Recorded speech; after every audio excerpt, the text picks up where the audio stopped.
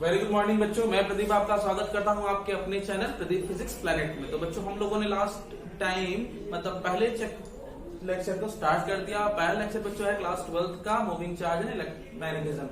Moving charge और magnetism मतलब magnetic field कहानी एक ही है और कहानी क्या है ये हमने कल बता दिया था कि यहाँ पे हमने क्या करना है, करंट की वजह से मैग्नेटिक फील्ड को ऑब्जर्व करना है, मतलब मैग्नेटिक इफेक्ट को देखना है, जज करना है। ये कहानी कल हम लोगों ने स्टार्ट करी थी जो आज आ चुकी है एक नए मोड पे, जहां पर हम लोगों को बात करनी है आज मैग्नेटिक फील्ड एक्चुअली होता क्या है। कल हमने डायरेक्शन निकालने की बात करी थी, आज मैग्नेटिक फील्ड क्या होता है आज इस पर थोड़ी बात कर ली जाए। ठीक है, तो मैग्नेटिक फील्ड का नेचर आपने देख ही लिया था, कैसा होता है, सर्कुलर होता है, किसके आसपास, किसी करंट कैरिंग कंडक्टर के आसपास। थोड़ा समझने की कोशिश करते हैं कि एक्चुअली मैग्नेटिक फील्ड होता क्या है। देखिए, मैग्नेटिक फील्ड एक वो रीजन है जहां पर अगर कोई चार्ज पार्टिकल आएगा तो वो क्या फील्ड करेगा, जैसा ही चार्ज पार्टिकल उसमें एंटर करता है तो फोर्स ऑब्जर्व करता है। This is just similar to electric field. तो इलेक्ट्रिक फील्ड में क्या देखते थे आप, इलेक्ट्रिक फील्ड में कहानी ये होती थी कि जैसे ही चार्ज आता था इस फील्ड में तो वो फोर्स ऑब्जर्व करता था किसी फील्ड में, और वो फील्ड किसकी वजह से था, चार्ज की वजह से ही था। तो वो फील्ड जिसमें इलेक्ट्रिक चार्ज फोर्स ऑब्जर्व करता था। यहाँ पर क्या है, यहाँ पर अगर कोई चार्ज आता है और किसके आसपास आता है, किसी करंट कैरिंग कंडक्टर के आसपास, उसके रीजन के आसपास मूव करता है तो एक फोर्स ऑब्जर्व करता है। That force should be possible only due to magnetic field. मतलब किसी आवेशित कण को किसी धारावाही चालक के आसपास लाया जाए, क्षेत्र में लाया जाए, तो वो अगर चुंबकीय बल अनुभव करता है या किसी बल को अनुभव करता है तो उस क्षेत्र को चुंबकीय क्षेत्र कहते हैं। तो चुंबकीय क्षेत्र की परिभाषा क्लियर हो रही है ना, कि किसी धारावाही चालक के निकट वह क्षेत्र जिसके निकट अन्य आवेशित कण को लाया जाने पर वह बल का अनुभव करे तो उस क्षेत्र को चुंबकीय क्षेत्र कहते हैं। तो चुंबकीय क्षेत्र को ऑब्जर्व करना है तो डेफिनेशन तो समझ में आ गई आपको। चुंबकीय क्षेत्र को ऑब्जर्व करना है तो मान लेते हैं कि मेरे पास कोई ये तल है, ठीक है, ये तल है जिसमें हमें ऑब्जर्व करना है।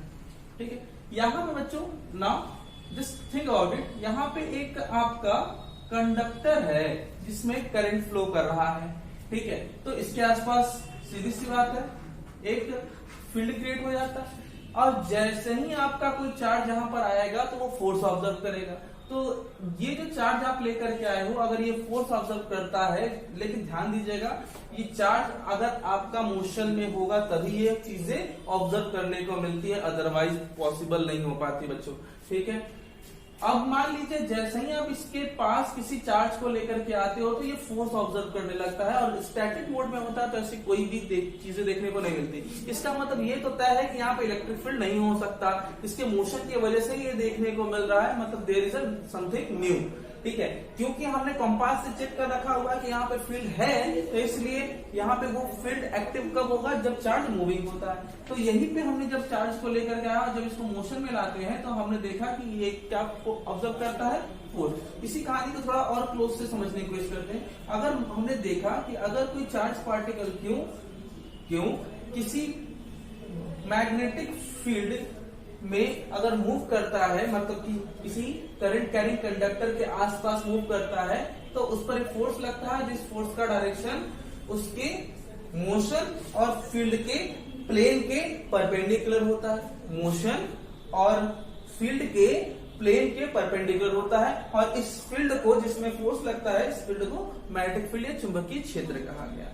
ठीक है, अगर हम ये देखते हैं कि अगर आवेशित कण चुंबकीय क्षेत्र के साथ थीटा कोण पर प्रवेश करता है तो उस पर लगने वाला बल उसी हिसाब से थीटा के आधार पर कार्य करता है, और वो जो कि तल के लंबवत होता है। इसकी दिशा वगैरह कैसे निकालते हैं इसके बारे में हम लोग बाद में बात करेंगे।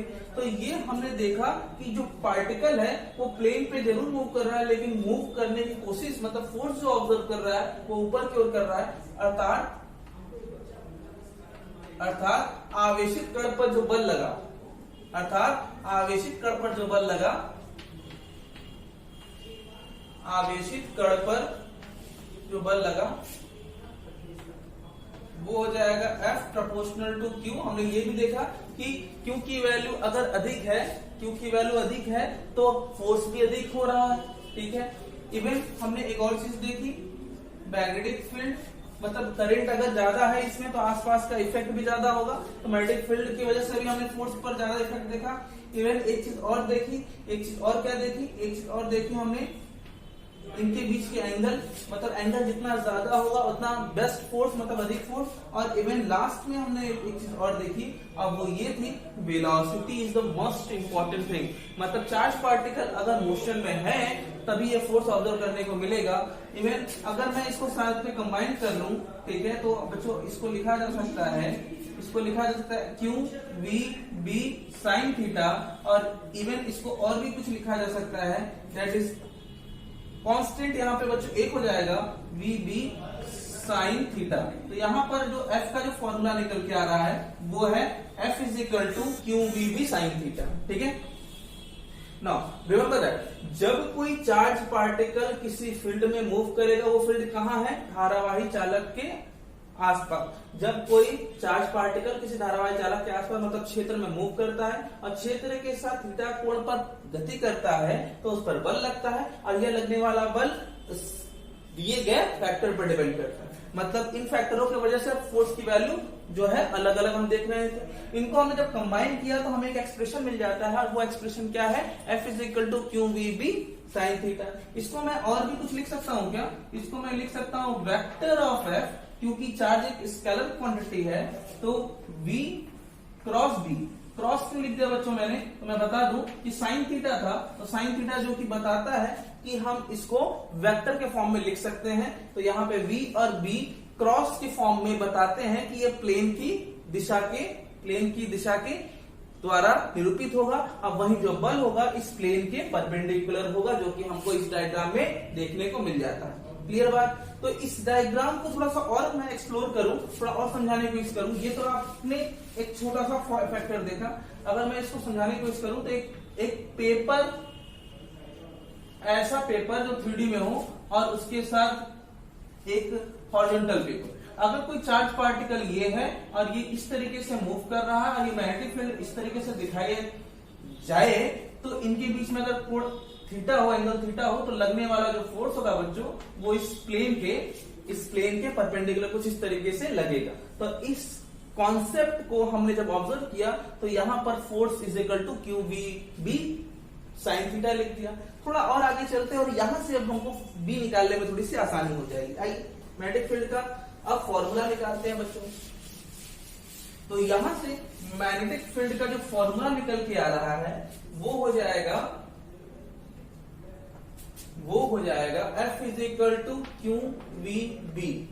ठीक है, साइन थीटा को हम यहाँ पे अगर 90 डिग्री कर दें, 90 डिग्री का मतलब आइए बात समझने की कोशिश करें। 90 डिग्री का मतलब क्या होता है? 90 डिग्री का मतलब होता है कि यदि कण क्षेत्र से लंबवत दिशा में गतिमान है, इसका मतलब थीटा की वैल्यू ऑलमोस्ट 90 डिग्री हो गई। इसका मतलब पार्टिकल जो इधर चुंबकीय क्षेत्र की दिशा में न जाकर के ऐसे जा रहा है, ठीक है, इधर जब इस दिशा में जाएगा तो ऐसे केस में आप लिख सकते हैं क्यू वी बी, और साइन 90 की वैल्यू बच्चों 1 होती है, तो आपको एफ की वैल्यू जो मिलेगी वो सबसे ज्यादा मिलेगी, मैक्सिमम मिलेगी। बात क्लियर है? तो मतलब जब पार्टिकल फील्ड के परपेंडिकुलर मूव करेगा। सिमिलरली मैं बात करूं अगले केस की, तो यहाँ पर अगला केस क्या है, जब कण क्या हो, क्षेत्र के समांतर गति करे,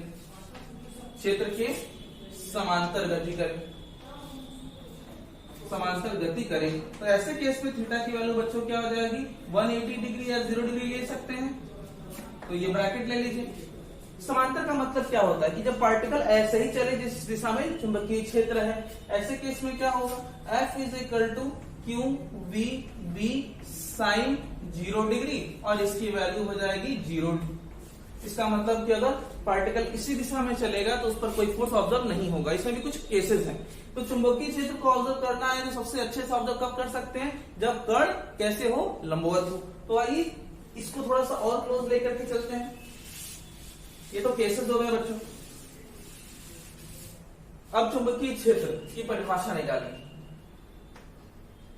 चुंबकीय क्षेत्र की तीव्रता कैसे निकाली जाए? तो चुंबकीय क्षेत्र की तीव्रता के लिए B इज इक्वल टू बच्चों हो जाएगा F upon I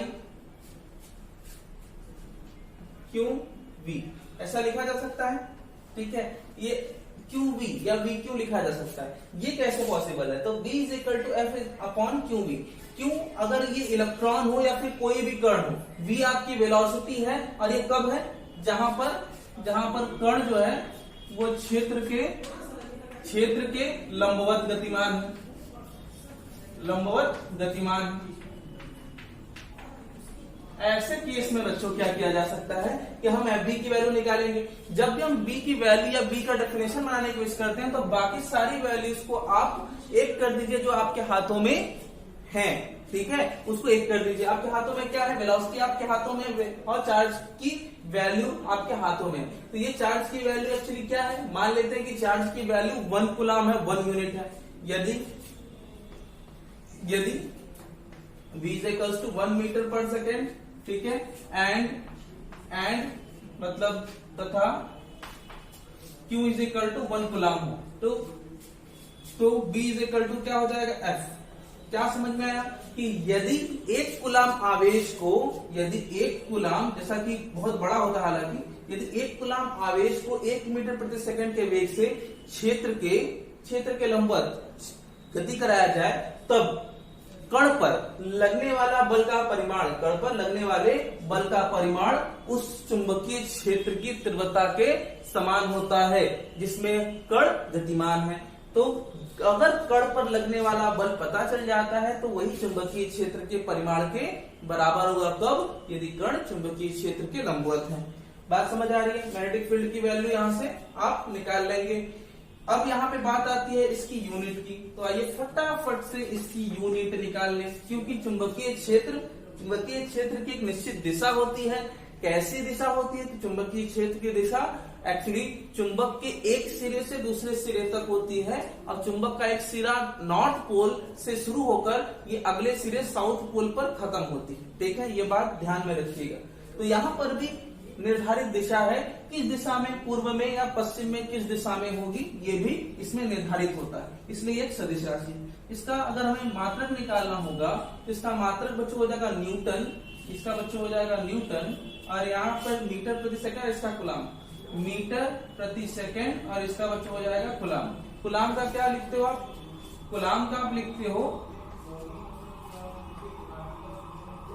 ampere into second, ठीक है। सेकेंड कैंसिल हो जाएगा तो ये मिलेगा आपको न्यूटन पर एम्पियर मीटर। तो ये इसका एक यूनिट हो गया। इसके बच्चों और भी यूनिट है।